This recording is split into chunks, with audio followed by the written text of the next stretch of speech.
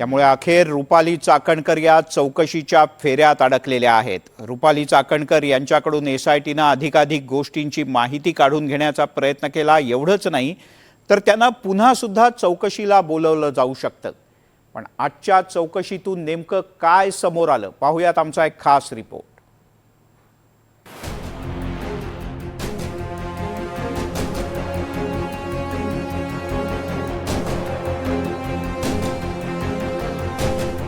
भोंदू अशोक खरात प्रकरणानं वादात अडकलेल्या रुपाली चाकणकर अखेर एसआयटी समोर हजर झाल्याच।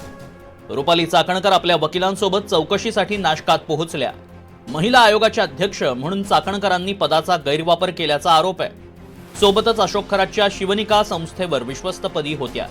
त्यामुळे आर्थिक व्यवहारांबाबत चाकणकरांना चौकशीला सामोरं जावं लागतंय।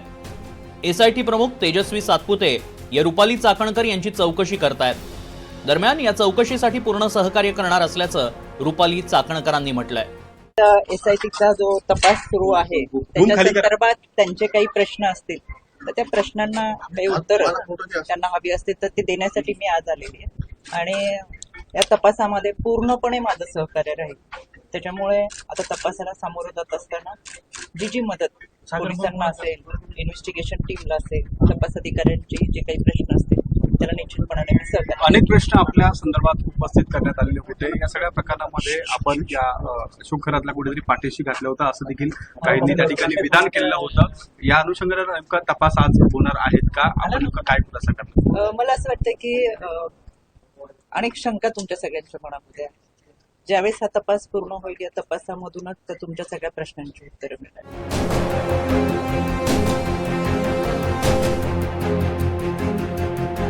भोंदू अशोक खरातचा वर्षभरापूर्वीच पर्दाफाश झाला असता। श्रीरामपूर येथील एका स्थानिक दैनिकानं वर्षभरापूर्वी कॅप्टनचे कारनामे या मथळ्याखाली हे प्रकरण उजेडात आणलं। मात्र यावेळी महिला आयोगाच्या अध्यक्षपदावर असलेल्या रुपाली चाकणकर खरातच्या मदतीसाठी धावून आल्या। संबंधित वर्तमानपत्राचे संपादक दत्तात्रय खेमनर यांना आयोगाच्या नावे नोटीस बजावली। अशोक खरात यांची बदनामी केल्याचा ठपका ठेवून संपादकांवर गुन्हा दाखल करण्याचे निर्देश पोलिसांना दिले होते। आता हेच प्रकरण पुन्हा रुपाली चाकणकर यांच्यावर उलटणार अशी शक्यता दिसतेय।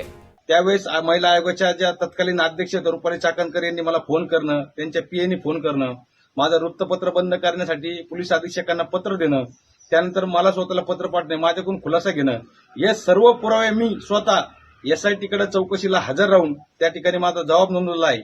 आणि मी त्यावेळेस एसआयटीला देखील मागणी केली होती का रुपाली चाकणकर यांना त्या एसआयटी चौकशीसाठी बोलून आपण या गुन्ह्यामध्ये त्यांना सहआरोपी करा। आज खऱ्या अर्थानं त्यांना एसआयटी समोर बोलवलं आहे आणि आम्ही आज एसआयटीला या ठिकाणी मागणी करणार आहे का हे सगळे ज्या आम्हाला खऱ्या अर्थाने मला त्रास दिला गेला त्याचे सगळे पुरावे मी आपल्याकडे सादर केले। या पुराव्याच्या अनुषंगाने रुपाली चाकणकर यांचा थेट संबंध खरात यांच्याशी दिसून आला आहे। रुपाली चाकणकर एसआयटीच्या रडारवर आहेतच, मात्र चाकणकरांसोबतच काही राजकीय नेते मंडळी खरातच्या संपर्कात असल्याचं उघड झालं होतं। सामाजिक कार्यकर्त्या अंजली दमानिया यांनी एकनाथ शिंदे, सुनील तटकरे, रुपाली चाकणकर आणि दीपक केसरकरांचे निकटवर्तीय दीपक लोंढे यांचे खरात सोबतचे सीडीआर रिपोर्ट बाहेर काढले होते।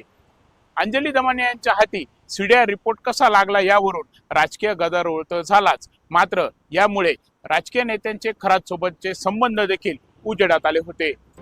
दरम्यान ज्या राजकीय नेत्यांचे खरात सोबत संबंध होते त्यांची चौकशी कोण करणार असा सवाल आता विरोधकांकडून केला जातोय। या खरात प्रकरणामध्ये महाराष्ट्रातल्या मंत्रिमंडळातले 4 मंत्री समाविष्ट आहेत।